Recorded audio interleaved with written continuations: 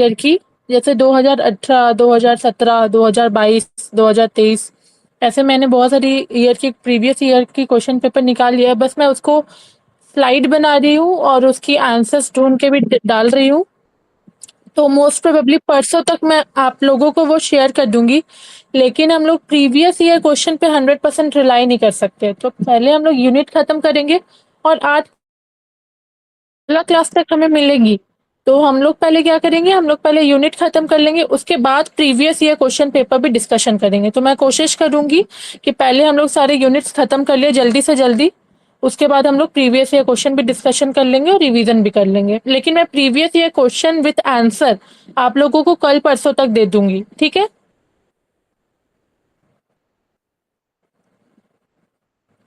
अच्छा, तो international court of justice, जैसे कि आप जानते होंगे कि हमारे कंट्री में होते हैं supreme court, high court, lower courts ऐसे होते हैं ना। सबसे ऊपर सुप्रीम कोर्ट होते हैं, उसके नीचे हाई कोर्ट होते हैं, उसके नीचे सबऑर्डिनेट्स कोर्ट होते हैं। तो जो हमारे कंट्री है उसमें जैसे सुप्रीम कोर्ट है, वैसे ही वर्ल्ड के लिए इंटरनेशनल लॉ जो वर्ल्ड के रिलेशनशिप को गवर्न करता है, वो जो रिलेशनशिप है वो रिलेशनशिप को मेंटेन करने के लिए, अगर उस रिलेशनशिप में कोई डिस्प्यूट हो गया तो उसके लिए इंटरनेशनल कोर्ट ऑफ जस्टिस होता है। ठीक है, तो इंटरनेशनल कोर्ट ऑफ जस्टिस आप समझ लीजिए प्रिंसिपल ऑर्गन है यूनाइटेड नेशन का, जो स्टैब्लिश हुआ था 1945 में। किस लिए? वो डिस्प्यूट सॉल्व करता है एक या एक से ज्यादा कंट्री के बीच में, मतलब दो कंट्री के बीच में जो डिस्प्यूट होता है उसको सॉल्व करता है ये इंटरनेशनल कोर्ट ऑफ जस्टिस। इसके अलावा ये एडवाइस देता है कंट्रीज को, जिस कंट्री को एडवाइस चाहिए रिगार्डिंग एनीथिंग दूसरे कंट्री के साथ, तो वो पर्टिकुलर एडवाइस भी देगा। तो डिस्प्यूट सॉल्व करेगा और एडवाइस देगा। ये स्टैब्लिश हुआ था 1945 में। इसको हम लोग वर्ल्ड कोर्ट भी बोल सकते हैं। तो हम लोग जैसे सुप्रीम कोर्ट है इंडिया में सबसे बड़ा, वैसे ही वर्ल्ड लेवल में सबसे बड़ा है इंटरनेशनल कोर्ट ऑफ जस्टिस, जिसको हम लोग वर्ल्ड कोर्ट भी बोलते हैं। ठीक है, ये पे डिस्प्यूट का सेटलमेंट होता है। ये एक ही जगह पे है। जैसे ऑफलाइन क्लासेस में मुझसे लोगों ने पूछा था ये कहाँ पे सिचुएटेड है, तो ये एक ही जगह पे है। ये ऑपरेट करता है हॉग नेदरलैंड में। ये नेदरलैंड में सिचुएटेड है। ठीक है, तो इसके कॉम्पोजिशन क्या है, ये इसमें है जजेस होते हैं। जजेस कंपोज्ड ऑफ 15 जजेस, टोटल 15 जजेस होते हैं इसमें। और हर एक जज का एक टाइम पीरियड होता है जो कि 9 साल का होता है। हर एक जज 9 साल के टेन्योर के लिए रहते हैं। ठीक है, और वो जो जज होते हैं वो अलग अलग कंट्री के होते हैं। फॉर एग्जांपल एक जज कॉन्टिनेंट के होते हैं, एक जज हो गए एशिया के, एक जज हो गए अफ्रीका के, एक जज हो गए यूरोप के। ऐसा नहीं होता है कि एक ही कंट्री के, एक ही कॉन्टिनेंट के सारे जज होते हैं। ठीक है, तो अलग अलग। और ऐसा भी है कि जैसे एशिया से एक ही जज आएंगे, ऐसा नहीं है कि 4-5 जज एक ही जगह से, एक जगह से एक ही जज होंगे। ठीक है, उसका क्वालिफिकेशन क्या होगा जज का? जज इंटरनेशनल लॉ एक्सपर्ट होंगे, उनका हाई मोरल कैरेक्टर होगा, तभी उनका क्वालिफिकेशन होगा जज बनने के लिए। फिर जियोग्राफिकल रिप्रेजेंटेशन क्या होगा, जो मैंने बोला कि वो पूरे जज दुनिया के हर एक कोने से अलग अलग जज आएंगे और वो लोग इंडिपेंडेंट होंगे। इसका क्या मतलब है इंडिपेंडेंट? मतलब वो लोग अपने कंट्री के सरकार के हिसाब से काम नहीं करेंगे, वो लोग इंटरनेशनल लॉ के हिसाब से काम करेंगे। जैसे इंडिया से एक जज है, तो वो जरूरी नहीं है कि अपने इंडिया का गवर्नमेंट का रूल को और लॉ को फॉलो करेगा। इंडिया का जज है फिर भी वो इंटरनेशनल लॉ को फॉलो करेगा, ना कि इंडिया के लॉस को। ठीक है, जजेस की सैलरी फिक्स्ड रहती है। एक जज होगा एक कंट्री से, जो मैंने बोला इंडिया से जज है तो सिर्फ एक ही जज जाएगा। फिर दूसरे कंट्री से जज है तो यूएसए से जज है तो सिर्फ एक ही जज जाएगा। और इस इंटरनेशनल कोर्ट ऑफ जस्टिस में प्रेसिडेंट एंड वाइस प्रेसिडेंट भी होते हैं, जिसका टेन्योर होता है 3 साल का। 3 साल का टेन्योर होता है। जजेस का टेन्योर कितना होता है? जजेस का टेन्योर होता है 9 साल का। इसमें कितने जजेस होते हैं? इसमें 15 जजेस होते हैं। जैसे सुप्रीम कोर्ट होता है इंडिया का सबसे बड़ा कोर्ट, वैसे इंटरनेशनल लेवल में सबसे बड़ा कोर्ट होता है इंटरनेशनल कोर्ट ऑफ जस्टिस, जिसको हम लोग वर्ल्ड कोर्ट भी बोलते हैं। हम लोग ये भी जानेंगे, ना इंटरनेशनल कोर्ट के ऊपर कोई कोर्ट है, ना इंटरनेशनल कोर्ट के नीचे कोई कोर्ट है। इंटरनेशनल लॉ कोर्ट एक लौता कोर्ट है जो कहाँ पे सिचुएटेड है? International court of justice situated है हॉग नेदरलैंड में। ठीक है, तो इंटरनेशनल कोर्ट इतना ही था।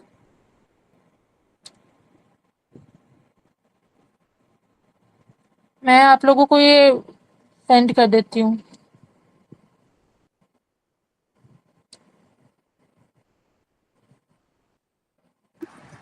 मैम आपने बताया कि हर कॉन्टिनेंट से एक जज होगा, लेकिन हर कौन। कंट्री से भी होगा, कॉन्टिनेंट सिर्फ नहीं, मैंने गलत बोला, हर कंट्री से एक जज होगा। ओके, क्योंकि 9 ठीक है। जज हैं तो इस करके किसी से तो रिपीट होगा ही। क्या? हाँ हाँ हाँ, हर कंट्री से एक जज होंगे, हर कॉन्टिनेंट से जज नहीं होंगे, हर कंट्री से एक जज होंगे। ठीक है। और एक कंट्री में सिर्फ एक ही जज होंगे, इंडिया है तो इंडिया से सिर्फ एक ही जज होंगे। ओके।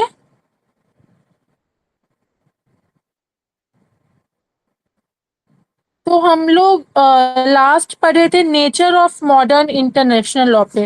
मॉडर्न इंटरनेशनल लॉ इसको क्यों बोलते हैं, किसी को कोई डाउट था? क्योंकि इंटरनेशनल लॉ सिर्फ दो कंट्री के रिलेशनशिप को बात कर रहे थे, ट्रेडिशनल इंटरनेशनल लॉ। लेकिन जो मॉडर्न इंटरनेशनल लॉ है वो international organization, individual, multinational company सबके रिलेटेड बात करता है, इसलिए इसको अब मॉडर्न इंटरनेशनल लॉ बोलते हैं।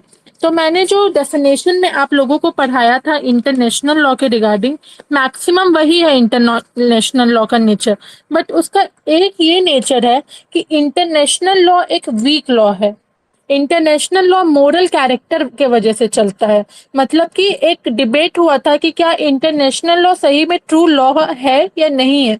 तो इंटरनेशनल लॉ, ऑस्टिन जो एक एमिनेंट ज्यूरिस्ट है एनालिटिकल स्कूल ऑफ ज्यूरिस्प्रूडेंस के, ऑस्टिन ने बोला था कि इंटरनेशनल लॉ एक रियल लॉ नहीं कहा जाता है। क्यों? क्योंकि इंटरनेशनल लॉ जो आप लोगों ने कॉन्स्टिट्यूशन में पढ़ा था, three organs of government, legislative, executive and judiciary. जिसने लॉ को बनाया लेजिस्लेचर, जिसने लॉ को पारित किया एग्जीक्यूटिव, एंड जिसने लॉ की रक्षा की जुडिशरी। ये सारे लोग मिलके लॉ बनाते हैं, जुडिशरी भी जुडिशियल रिव्यू से लॉ बनाती है। इंटरनेशनल लॉ इन सब चीजों से गवर्न नहीं होता है, इसलिए इंटरनेशनल लॉ एक ट्रू लॉ नहीं है, ये बोला था ऑस्टिन ने, क्योंकि लेजिस्लेटिव द्वारा ये गवर्न नहीं होता है। ये है moral character, international moral character के वजह से ये लॉ आया है कि अगर आप ऐसे इस पर्टिकुलर चीज को करेंगे तो ये पर्टिकुलर चीज आपको फायदा देगा या ये पर्टिकुलर चीज आपको नुकसान देगा। तो इंटरनेशनल लॉ एक काफी वीक लॉ है। ठीक है। फॉर एग्जाम्पल हम लोग अगर चले जाए यूनाइटेड नेशन जनरल असेंबली, ये एक ऑर्गेनाइजेशन है इंटरनेशनल लॉ का। तो ये रूल को सेट करता है, ये अपना ओपिनियन देता है कि आपको ये पर्टिकुलर चीज करना चाहिए या ये पर्टिकुलर चीज नहीं करना चाहिए। एक रूल है जिसको उसने सेट किया कि आप ये पर्टिकुलर चीज कीजिए। आप दो कंट्री है, आप दो कंट्री मिलके, लेकिन अगर कोई कंट्री उस पर्टिकुलर रूल को वायोलेट या फिर इग्नोर किए, जैसे एक rule United Nation General assembly ने क्या किया, अपना ओपिनियन दिया, एक अपना ओपिनियन एक्सप्रेस किया। कोई एक कंट्री है, उस कंट्री ने क्या किया, उस कंट्री ने इग्नोर किया उस चीज को, तो उसके लिए उस कंट्री का कोई लीगल पनिशमेंट नहीं है, क्योंकि इंटरनेशनल लॉ एक वीक लॉ है। जैसे कियोटो प्रोटोकॉल, कियोटो प्रोटोकॉल एक और इंटरनेशनल ऑर्गेनाइजेशन है, वो क्लाइमेट से रिलेटेड बात करता है कि सम कंट्री साइन किया हुआ है उसको कि हम पॉल्यूशन से रिलेटेड कुछ टारगेट्स है उसको फॉलो करेंगे। लेकिन यहाँ पे क्या हो रहा है, यहाँ पे बहुत सारे कंट्री साइन करने के बाद भी उसको फॉलो नहीं कर रहे हैं। तो यहाँ क्या हो रहा है, यहाँ पे उसको कोई ग्लोबल लेवल में पुलिस नहीं है। जैसे फॉर एग्जांपल आप जब जाएंगे बिना हेलमेट के हाईवे में, तो वहां पे पुलिस लोग होते हैं, आपका चालान काटेंगे। जब आपको पनिशमेंट मिलता है, मतलब वो प्रॉपर लेजिस्लेटिव द्वारा बनाया हुआ लॉ है कि आपको ये पर्टिकुलर ट्रैफिक रूल एक्सेप्ट करना है, तो आपको कुछ उसका पनिशमेंट मिलेगा। लेकिन जब आपको कोई पनिशमेंट ही नहीं मिलेगा तो आपको क्या, मतलब कि वो तो लॉ वीक हो गया ना। तो इंटरनेशनल लॉ भी वैसे ही एक वीक लॉ है। ठीक है। जैसे इंटरनेशनल कोर्ट ऑफ जस्टिस ही है। एक केस था नीरा निकारागॉग वर्सेस यूएसए। इस केस में क्या हुआ था, जो यूएसए है वो दूसरे कंट्री के क्या बोलते हैं लॉज पे इंटरफेयर कर रहा था। दोनों के ट्रांजैक्शन हो रहे थे, उसमें जो यूएसए है वो इंटरफेयर कर रहा था, तो उसने केस कर दिया। अब उसने जो केस किया उसमें इंटरनेशनल कोर्ट ऑफ जस्टिस ने बोला कि यूएसए लाइबल है, यूएसए को ये सारे पेनल्टी भुगतने पड़ेंगे। लेकिन यूएसए ने उस पर्टिकुलर चीज को फॉलो नहीं किया। जब यूएसए ने उस पर्टिकुलर चीज को फॉलो नहीं किया तो यूएसए के अगेंस्ट में वैसा कोई अ, बड़ा कार्रवाई नहीं हुआ, क्योंकि इंटरनेशनल कोर्ट ऑफ जस्टिस एक वीक लॉ है। तो ये क्वेश्चन में आ सकता है कि इंटरनेशनल कोर्ट ऑफ जस्टिस एक वीक लॉ है या स्ट्रांग लॉ है।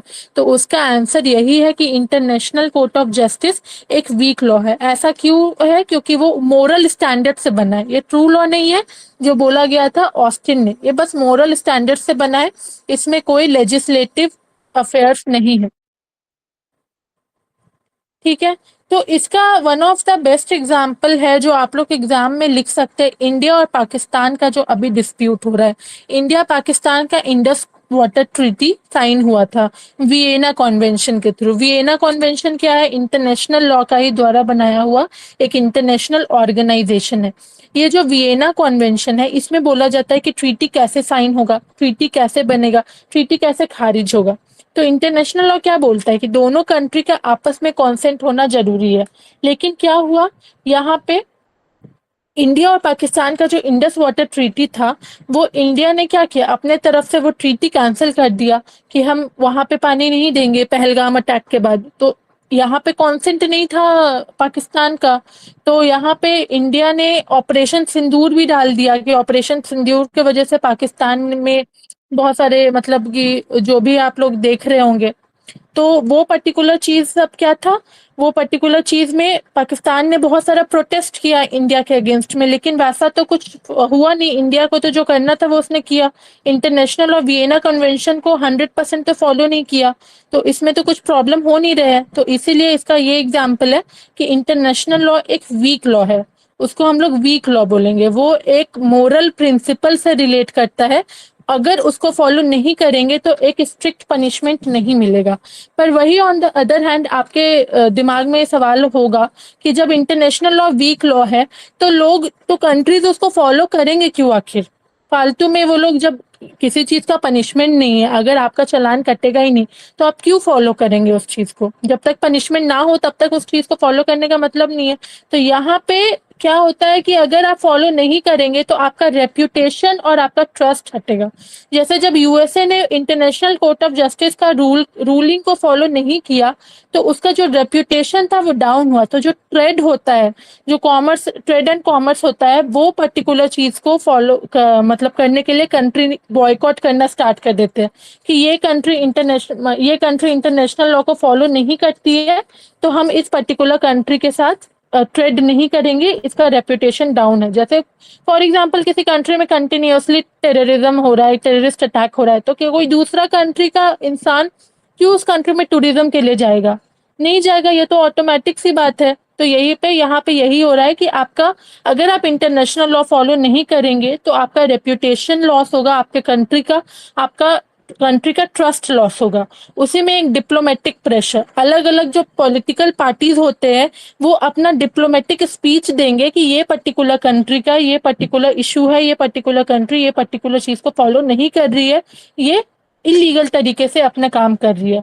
इकोनॉमिक कॉन्सिक्वेंसेस, उस कंट्री का इकोनॉमिक डाउनफॉल होने लगेगा। जब उस कंट्री के साथ कोई दूसरा कंट्री बिजनेस ही नहीं करना चाहेगा, कोई टूरिज्म ही नहीं होगा उस कंट्री में, तो ऑटोमेटिकली उस कंट्री का क्या होगा, ट्रेड डिक्रीज होगा, रिड्यूस होगा फॉरेन इन्वेस्टमेंट। ठीक है, उस कंट्री को लोग आइसोलेट करना स्टार्ट कर देंगे, एक प्रेसिडेंट बना देंगे कि ये कंट्री ने इस particular international court of justice को फॉलो नहीं किया तो इस कंट्री का ऐसा सर्कमस्टांसेस हो गया। तो अब समझ में आया, पहला चीज मैंने क्या बोला, इंटरनेशनल लॉ एक वीक लॉ है, ये बस मोरल प्रिंसिपल से गवर्न होता है। ऑस्टिन ने बोला था कि इंटरनेशनल लॉ एक ट्रू लॉ नहीं है। तो इंटरनेशनल लॉ को फॉलो नहीं करेंगे तो वैसा कोई खास पनिशमेंट नहीं है, लेकिन अगर इंटरनेशनल लॉ को ब्रेक करेंगे तो अदर कॉन्सिक्वेंसेस भी होंगे, जैसे रेप्यूटेशन लॉस होगा, डिप्लोमेटिक प्रेशर बनेगा, इकोनॉमिक कॉन्सिक्वेंसेस आएंगे, आइसोलेशन होगा, प्रेसिडेंट सेट होंगे। ठीक है, तो यहाँ पे हम लोग इतना समझे। इसमें हम लोग एग्जाम्पल दे सकते हैं वो केस जो मैंने बताया, इसके अलावा हम लोग एग्जाम्पल दे सकते हैं इंडिया पाकिस्तान का जो अभी इंडस वाटर ट्रीटी से रिलेटेड प्रॉब्लम हो रही है उस चीज को। ठीक है, अब नेक्स्ट है scope and subject of international law. तो scope and subject of international law मतलब क्या होता है? सब्जेक्ट ऑफ इंटरनेशनल लॉ क्या मतलब क्या होता है? बेसिकली कौन कौन सा एरिया इंटरनेशनल लॉ कवर करते हैं। Scope and subject of international law मतलब बेसिकली इंटरनेशनल लॉ कौन कौन से एरिया को कवर करते हैं। तो पहला है diplomatic relation. International law establishes rule and protocol for diplomatic relations between countries. This include the establishment of embassies, the immunity of diplomats, diplomatic privileges and immunity. मतलब how countries interact officially. मतलब diplomatic relation मतलब जब दो country interact करते हैं तो कैसे interact करते हैं ऑफिशियली। मतलब कोई एम्बेसी बनना है तो वो एम्बेसी कैसे सेटअप होगा, कोई एम्बेसडर बनना है किसी वर्क का तो वो कैसे प्रोटेक्टेड होगा, उसके क्या रूल्स एंड रेगुलेशंस होंगे, ये पर्टिकुलर चीज इंटरनेशनल लॉ गवर्न करता है। ये पर्टिकुलर चीज सब्जेक्ट मैटर इंटरनेशनल लॉ का। दूसरा है international human rights. International law plays a crucial role in protecting and promoting human rights. It include UDHR, International Covenant of Civil and Political Right, International Covenant of Economic, Social and Cultural Right. मतलब जो हमारा human rights है इसको सबसे अच्छे से protect करता है हमारा इंटरनेशनल लॉ। इंटरनेशनल लॉ है उसने अलग अलग रूल्स बना दिए, जैसे universal declaration of human rights, उसमें अलग अलग आर्टिकल्स है।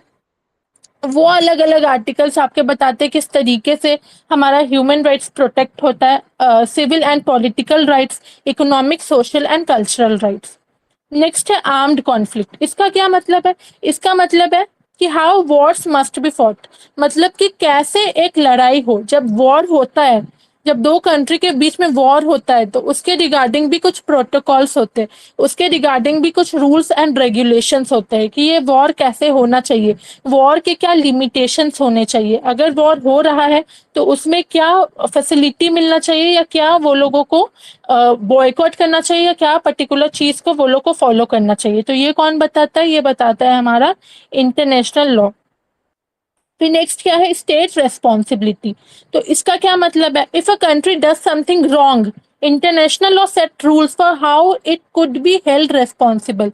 स्टेट रेस्पॉन्सिबिलिटी मतलब अगर कोई कंट्री कुछ गलत कर रहा है तो इंटरनेशनल लॉ रूल सेट करता है कि ये कंट्री कैसे रेस्पॉन्सिबल होगा, इस कंट्री को हम लोग कैसे रेस्पॉन्सिबल करेंगे।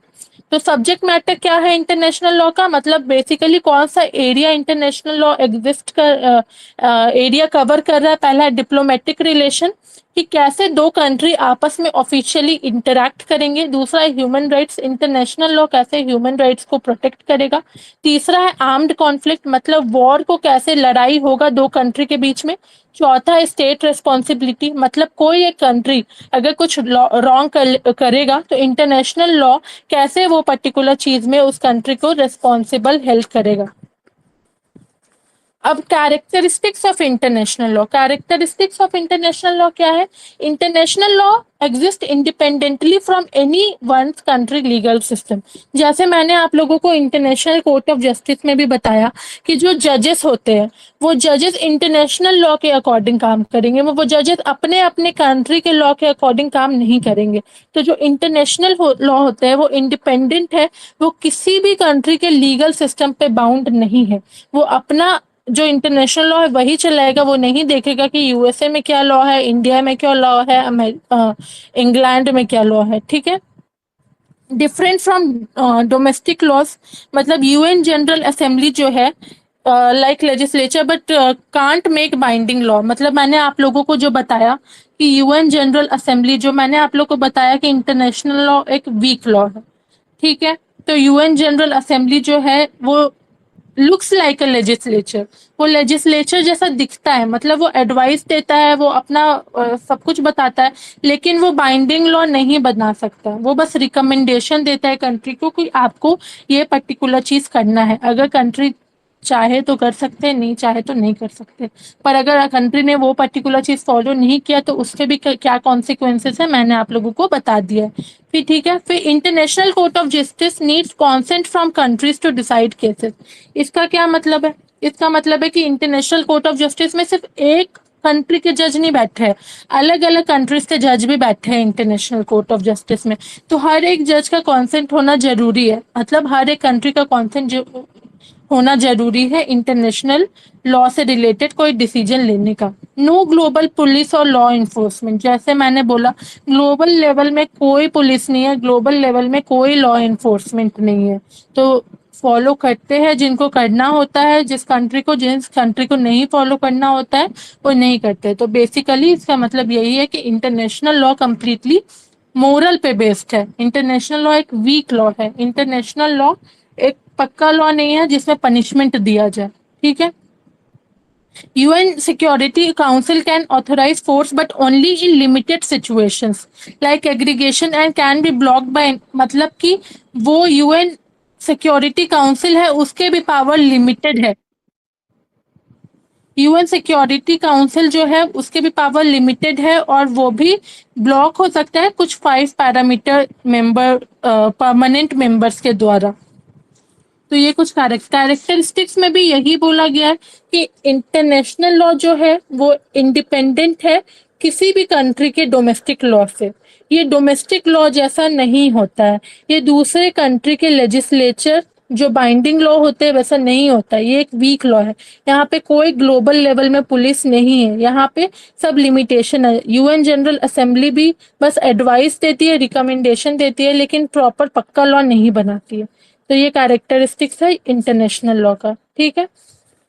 इन्फोर्समेंट, जो मैंने आप लोगों को बताया कि जब इंटरनेशनल लॉ एक पक्का लॉ मतलब कि मोरल प्रिंसिपल पे बेस्ड है, यहाँ पे कंट्री को कुछ प्रॉब्लम हो ही नहीं रहा है, फॉलो करना है तो करो, बस रिकमेंडेशन दे रहे हैं, तुम्हारे लिए कोई फॉलो करने का नौबत नहीं है तो क्यों फॉलो कर रहे हो। तो countries usually follow international law to maintain good standing and reputation. जो मैंने आप लोगों को बताया कि अच्छा रेप्यूटेशन हो उस कंट्री का, इसलिए वो इंटरनेशनल लॉ को फॉलो करते हैं। Violating law can harm country future relation and credibility. अगर उसने अभी इंटरनेशनल लॉ को वायलेट किया तो हो सकता है फ्यूचर में दूसरे कंट्री उस कंट्री को बॉयकॉट कर दे, या कोई पर्टिकुलर कंट्री उस कंट्री के साथ ट्रेड ना करे, या कोई पर्टिकुलर कंट्री उस कंट्री के साथ कुछ ट्रांजैक्शन ना करे, तो उसका फ्यूचर क्रेडिबिलिटी में वायलेशन होगा। Mutual respect and long term benefit encourage country to follow the law. Mutual respect दो कंट्री के बीच में हो, लॉन्ग टर्म में बेनिफिट हो। जो मैंने आप लोगों को बताया कि क्या कॉन्सिक्वेंसेस होते हैं इंटरनेशनल लॉ को फॉलो नहीं करने के, वही चीज में लिखा हुआ है इन्फोर्समेंट। कि जब इंटरनेशनल लॉ एक वीक लॉ है तो लोग उसको फॉलो करेंगे ही क्यों। तो इन्फोर्समेंट में यही लिखा है कि लोग लॉ कोर्ट उसको फॉलो इसीलिए करेंगे क्योंकि इंटरनेशनल लॉ रेप्यूटेशन दिखाता है कि आप कंट्री का रेप्यूटेशन कैसा हो, लॉन्ग टर्म में बेनिफिट हो, आइसोलेशन में ना जाए, डिप्लोमेटिक प्रेशर ना पड़े उसके ऊपर। ठीक है। प्रेसिडेंट ना सेट कर दे कोई उसके ऊपर।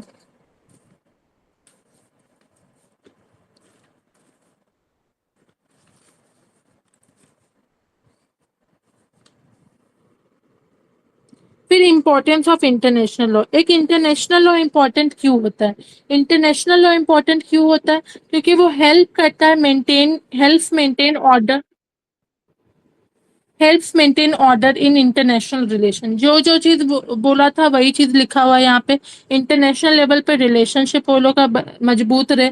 Provide rules procedure for interaction. जब दो कंट्री को आपस में इंटरक्शन करनी होगी तो किस रूल के अनुसार वो आपस में इंटरक्शन करेंगे, क्या करेंगे वो लोग जिसमें वो लोग आपस में इंटरक्शन कर सके।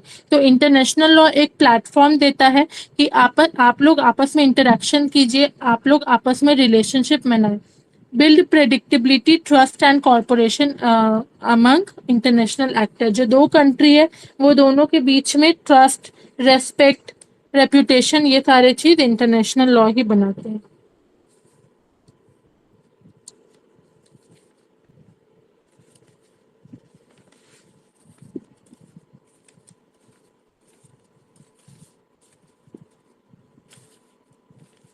फिर है टाइप्स ऑफ इंटरनेशनल लॉ।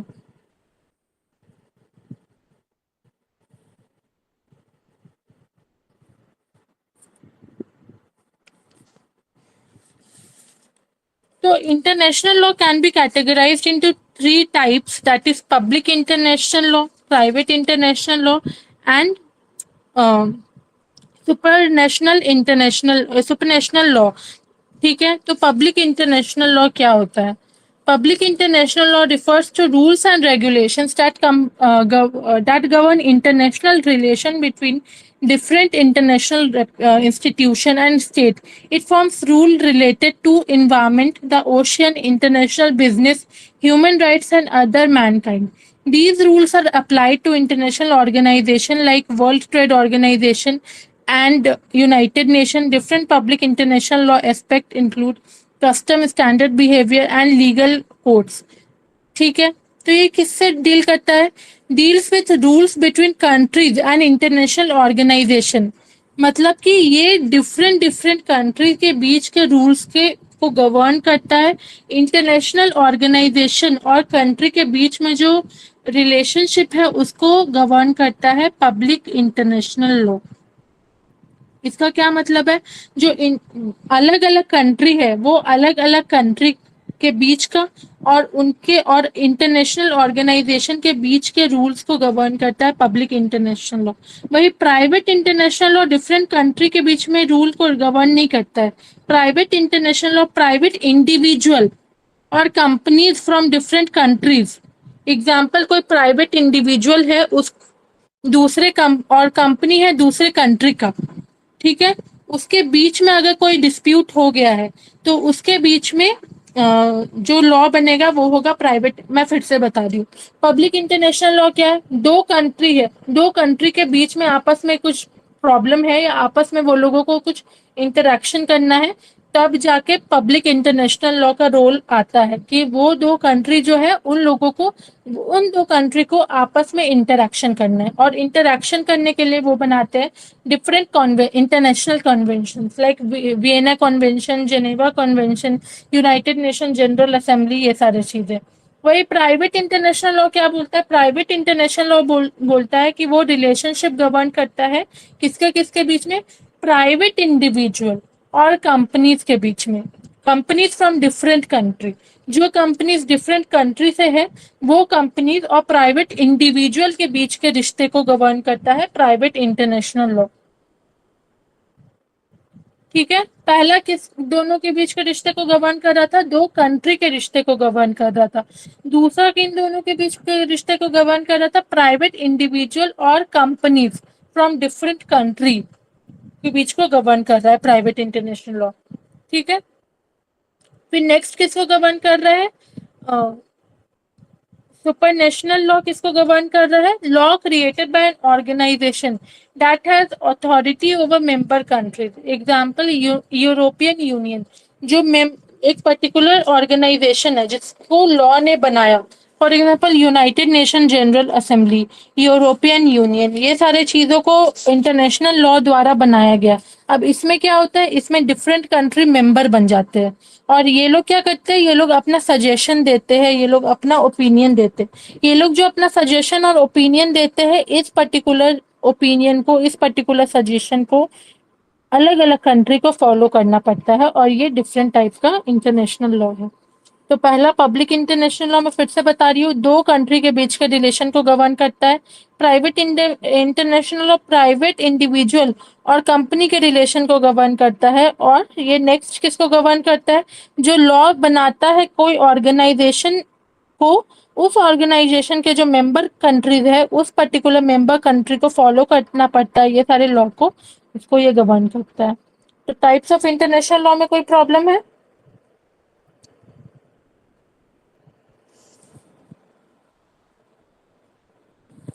तो हमारा यूनिट 1 आज कंप्लीट हो गया। तो जैसा कि हमें 16 क्लासेस मिलेंगे, ठीक है, तो 16 क्लासेस में 2 दिन में अगर एक यूनिट भी कंप्लीट कर दे तो हमारा आराम से सिलेबस खत्म हो जाएगा। एक रिवीजन करेंगे यूनिट 1 का। पहला हम लोगों ने डिस्कशन किया इंटरनेशनल लॉ के डेफिनेशन को, व्हाट इज इंटरनेशनल लॉ। तो इंटरनेशनल लॉ का डेफिनेशन दिया था बेंथम ने।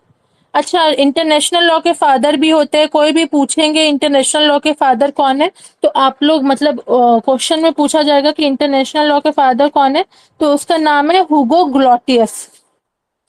ठीक है, इंटरनेशनल लॉ के फादर कौन है? हुगो ग्लॉटियस, HUGO, हुगो, GROTIUS, ग्लॉटियस।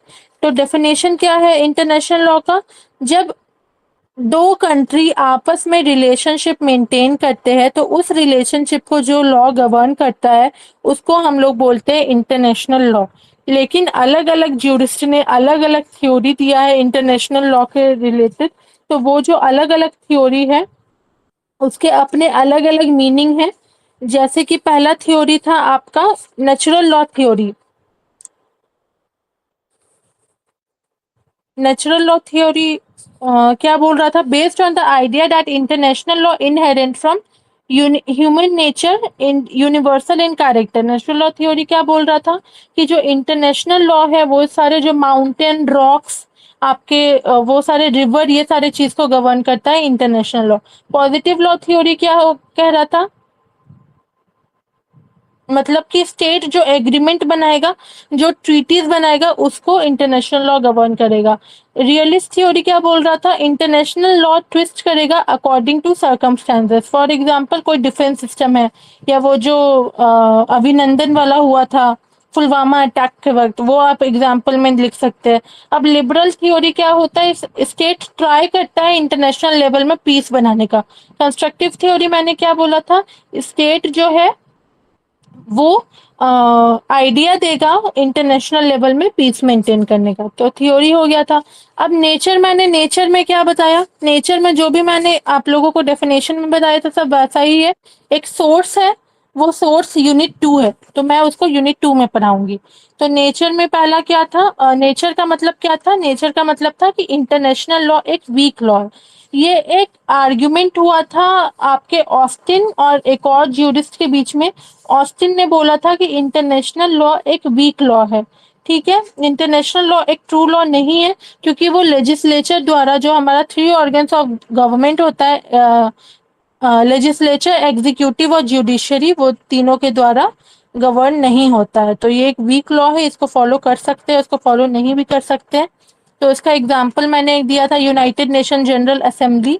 वो यूनाइटेड नेशन जनरल असेंबली में आपका था कि इंटरनेशनल लॉ जो भी वो एक्सप्रेस करेगा अपना ओपिनियन, वो सारे ओपिनियन को जरूरी नहीं है कि कोई कंट्री फॉलो करे, उसको कोई पनिशमेंट नहीं है। फिर क्योटो प्रोटोकॉल मैंने एक और एग्जाम्पल दिया था, क्लाइमेट से रिलेटेड था कि अगर किसी कंट्री को फॉलो करना है तो फॉलो कर सकते हैं, अगर किसी कंट्री को फॉलो नहीं करना है तो फॉलो नहीं कर सकते। इसके अलावा मैंने बताया था इंटरनेशनल कोर्ट ऑफ जस्टिस के बारे में।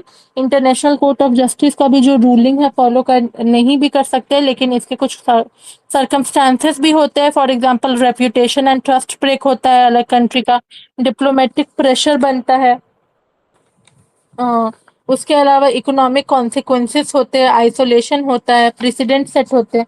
तो ये सारे कॉन्सिक्वेंसेस के वजह से बेसिकली कंट्रीज फॉलो करते ही है। फिर स्कोप एंड सब्जेक्ट मैटर क्या है, मतलब कि इंटरनेशनल लॉ का सब्जेक्ट मैटर क्या है, किस पर्टिकुलर चीज से इंटरनेशनल लॉ डील करती है।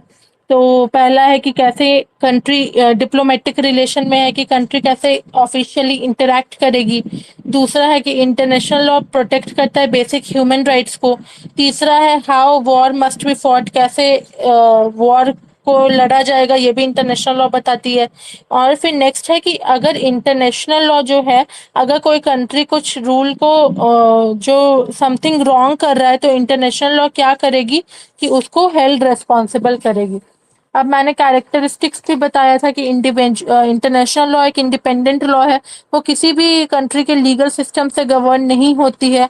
फिर इसके अलावा मैंने बताया था कि डोमेस्टिक लॉ से डिफरेंट है, जो कि मैंने नेचर में भी बताया था कि ये प्रॉपर लेजिस्लेशन नहीं है, कांट मेक बाइंडिंग लॉ, ये बाइंडिंग लॉ नहीं बना सकती। कोई भी ग्लोबल लेवल में पुलिस नहीं होता है लॉ को इन्फोर्समेंट करने के लिए, कोई भी ग्लोबल लेवल नहीं होता है, तो कंट्री चाहे तो फॉलो कर सकती है चाहे तो नहीं कर सकती है। तो इंटरनेशनल लॉ बेसिकली एक वीक लॉ है।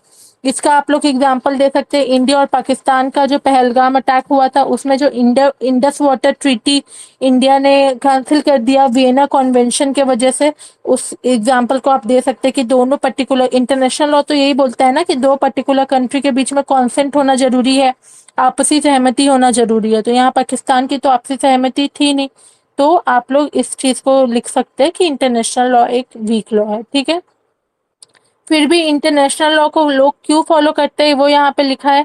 country usually follow international law to maintain good standing and reputation. Violating law can harm country future relation and credibility. ये सारी चीजें जो मैंने आप लोगों को बताया वही चीज है. फिर इम्पोर्टेंस क्या, इम्पोर्टेंस भी वही है कि इंटरनेशनल लॉ, इंटरनेशनल लेवल में रिलेशनशिप मेंटेन होगा, रूल्स प्रोसीज्योर ये सारी चीजें मेंटेन होंगे. फिर build predictability, trust and cooperation among international actors, ये सारी चीजें होंगी. फिर मैंने आप लोगों को टाइप्स ऑफ इंटरनेशनल लॉ बताया. पब्लिक इंटरनेशनल लॉ और प्राइवेट इंटरनेशनल लॉ ही मेनली दो टाइप होते हैं, लेकिन मैंने एक एक्स्ट्रा इसीलिए लिखा है क्योंकि कभी कभी डेफिनेशन पूछ लिया जाता है क्वेश्चंस में. क्योंकि मैंने आज क्वेश्चन पेपर देखा तो उसमें बेसिकली डेफिनेशंस 4 मार्क्स के क्वेश्चन में पूछे जाते हैं, तो इसलिए मैंने लिख दिया. पहला है कि दो डिफरेंट कंट्री के बीच के रिलेशनशिप को गवर्न करता है public international law. Private international law किसको गवर्न करता है? प्राइवेट इंडिविजुअल और कंपनीज फ्रॉम डिफरेंट कंट्री को गवर्न करता है. और नेक्स्ट क्या है? लॉ क्रिएटेड बाय ऑर्गेनाइजेशन, कोई ऑर्गेनाइजेशन बना है लॉ द्वारा, उसमें जो मेंबर कंट्री है वो फॉलो करेंगे इंटरनेशनल लॉ को, वही है. तो आपका यूनिट 1 कंप्लीट विथ रिवीजन. ठीक है, तो मैं अभी आप लोगों को प्रीवियस ईयर क्वेश्चन दिखाती हूँ, मैं आज लेके आई थी. तो ये कुछ प्रीवियस ईयर क्वेश्चन है. हम लोग इस पे 100% रिलाई नहीं कर सकते क्योंकि ये 2017 का क्वेश्चन पेपर है. हो सकता है उस समय सिलेबस चेंज हुआ हो, तो हम लोग इस चीज़ को 100% रिलाई नहीं कर सकते इसलिए. लेकिन मैं इस पे नोट्स बना के आप लोग को शेयर कर दूंगी. फिर जब हम सारा यूनिट कंप्लीट कर लेंगे तो हम लोग इस पे डिस्कशन करेंगे. ओके, आप लोगों यस को मैम. दिख रहा है सिटीजनशिप? ये नेक्स्ट है कि आप लोग देखिए, जैसे डेफिनेशंस आए हैं. असाइलम तो 2-3 क्वेश्चन में आ गया था कि डिफाइन असाइलम, ये 2-3 क्वेश्चन में आ चुके हैं. फिर international law is vanishing point of jurisprudence, ये सारे चीज हम लोग को मतलब मैं परसों तक होपफुली बना के आप लोगों को दे दूंगी. अगर आप लोग को स्क्रीनशॉट करना है तो आप लोग कर लीजिए, मैं परसों आप लोग को दे भी दूंगी इसकी विद आंसर. और फिर आप परसों तक वेट कीजिए. ओके, तो यूनिट 1 में कोई डाउट है तो आप लोग पूछ लीजिए मुझसे. किसी को कोई भी डाउट है? इंटरनेशनल कोर्ट ऑफ जस्टिस का स्लाइड मैंने आप लोगों को दे दिया है. ठीक है, यूनिट 1 में किसी को कोई भी डाउट है तो मुझसे पूछ लीजिए. मैम मैंने लास्ट की क्लास मिस की थी, तो आपने कोई बुक रेकमेंड करी? ठीक है, thank you. Thank you ma'am.